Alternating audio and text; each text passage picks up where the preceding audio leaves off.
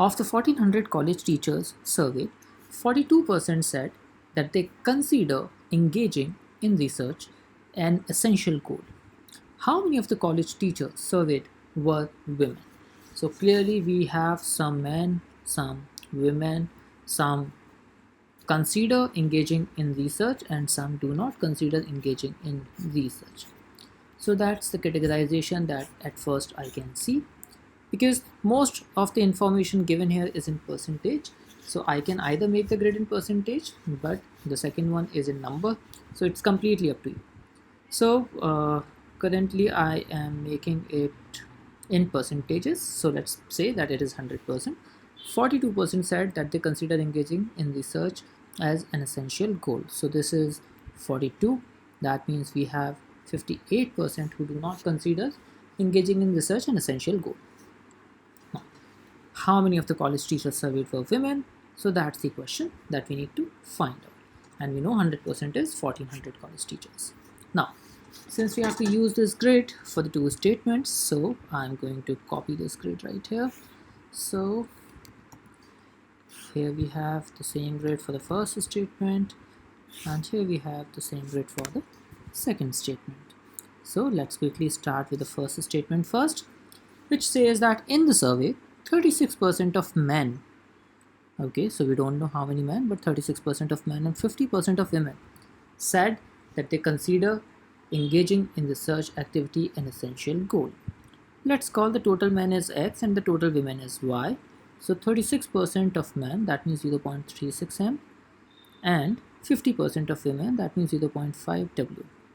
What we understand here is that we have a simple linear equation, which is 36% of M plus 50% of women is equal to total 42% of the entire population. So 42% of 1400.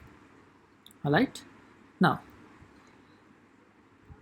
we have to see that what are the possible answers. Usually, what we see is that we intend to say that if we have one equation in two variables, then certainly it's not sufficient, because we are not going to get the unique answers. But we should not be that judgmental right in the beginning. The reason is that in many cases, when there are certain conditions applied, we might get a unique answer.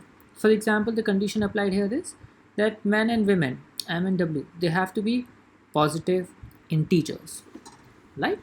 So let's just try to simplify the equation. 42% said, okay. So this is 1, and 1400, we can say that the total population will be actually men plus women, right? So instead of writing this 1400, what I'm intending to do is I'm simply making an equation that looks like the mixture equation. So men plus women. So instead of writing X and Y here, I am taking that the total men in the equation given is M and the total women is W. Now if you simplify this, what we see is 42 minus 36, that means 6M is equal to 8W, which clearly tells us that M over W is equal to 4 over 3, which means we can say that the women is 3 out of 7th part of 1400. That means 7 cancels it 2 times, so we have 600 women, which means the first statement clearly gives us a unique answer to the question, and hence it is sufficient, which means the answer has to be either option A or option D. Now let's look at the second statement. The second statement here says that in a survey, 288 men said that they consider engaging in research activity an essential goal. So we have 288 here. That means 42% of 1400 will give us this exact number. We can find out this number, but this number is still unknown. That means we cannot find out the total number of women here, and therefore this statement alone is not sufficient to answer the question. So a final answer to the question remains option A, which means the first statement alone is sufficient, but the second statement alone is not sufficient. I hope you enjoyed the explanation. Thank you so much.